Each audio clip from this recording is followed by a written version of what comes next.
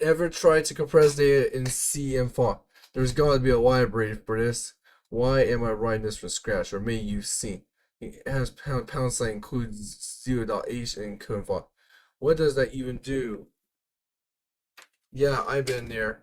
Zero is practically everywhere. It's just an everywhere distribution, but when you first look at it, the documentation is, let's say if it assumes you already know compression theory. Today we're fixing that. By the end of this video, you are going to understand exactly how to install zlib on Linux, write your first compression program in C, and read compress data back out all from scratch. No prior compression knowledge needed. Welcome back to the channel. This is episode 1 of a new series, zlib on Linux. We're going from zero, just U and a C part, is to writing real compression utilities you can actually use. This episode is the foundation, getting zero result in your first compress call working. Let's start with the problem zero actually solves. Say you're willing a writing to a Linux program, maybe a backup tool, a file transfer utility, or a game that needs to pack assets. You've got data, lots of it. You want to make it smaller. You could write your own compression algorithm, but compression is hard. Like PhD death is hard. You don't want to reinvent deflate. You want something battle tested, something that helps with practically every Linux machine on the planet. That's zlib. But here's the most important thing to understand. zlib is not a command line tool. zlib is not a standalone program. zlib is a C library, a library that gives you your C programs the ability to compress and decompress data using the deflate algorithm. The same algorithm behind gzip, gunzip, and PNG files. You don't run zlib, you call it from your code. So let's get it installed. This takes about 3 minutes. On Debian or Ubuntu, you would type in sudo apt install zlib1g, zlib1g-dev.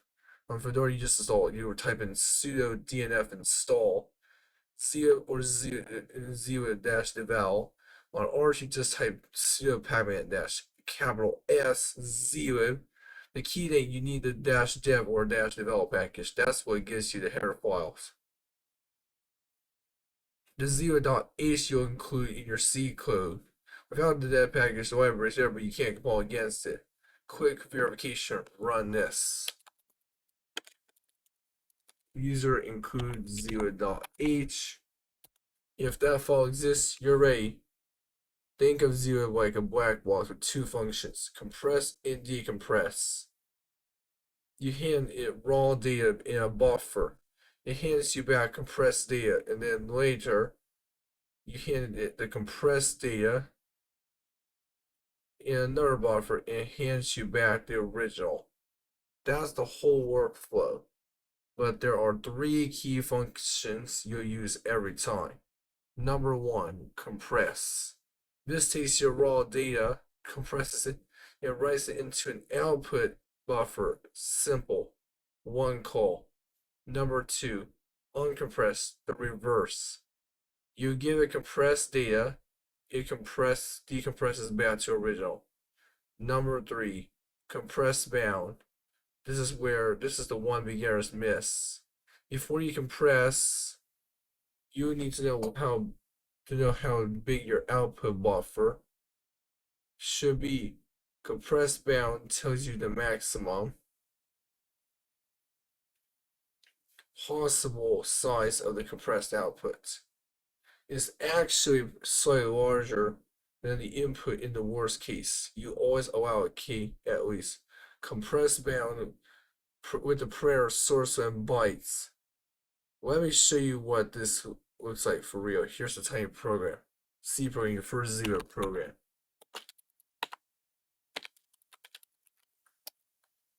So now we're going to show you how to write this. So we're going to use how to include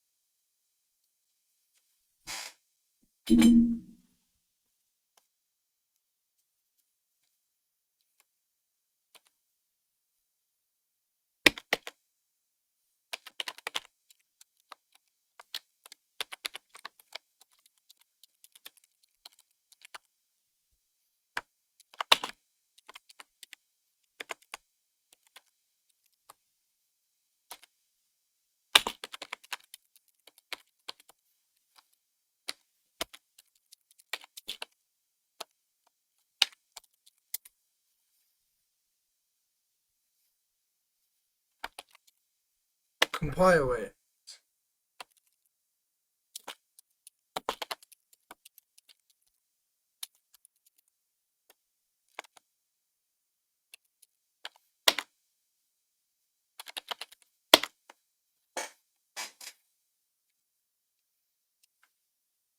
Run it.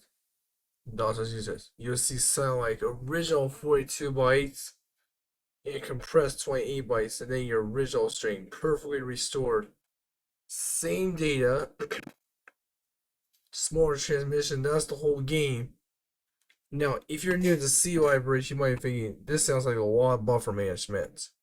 It's not really. You use the same three functions in every zero per you right. Compress-bound to cite your buffer.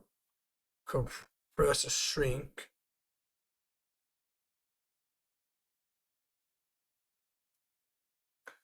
Uncompress to restore. That's the mental model. In the next episode, we're going to hands-on with real files. I'll show you how to read a file from disk, compress it, write it back out, and then decompress it, and verify the round trip. That's where zero turns from a toy into a real toy you can build with. If you ever struggle with C library documentation, honestly, who hasn't? Drop a comment. Tell me what library you want me to cover next. I read every comment. It helps me shape the rest of my series. If this helped you out, hit that like button. It really helps the channel grow, and subscribe with the bell if you want to catch with this whole series.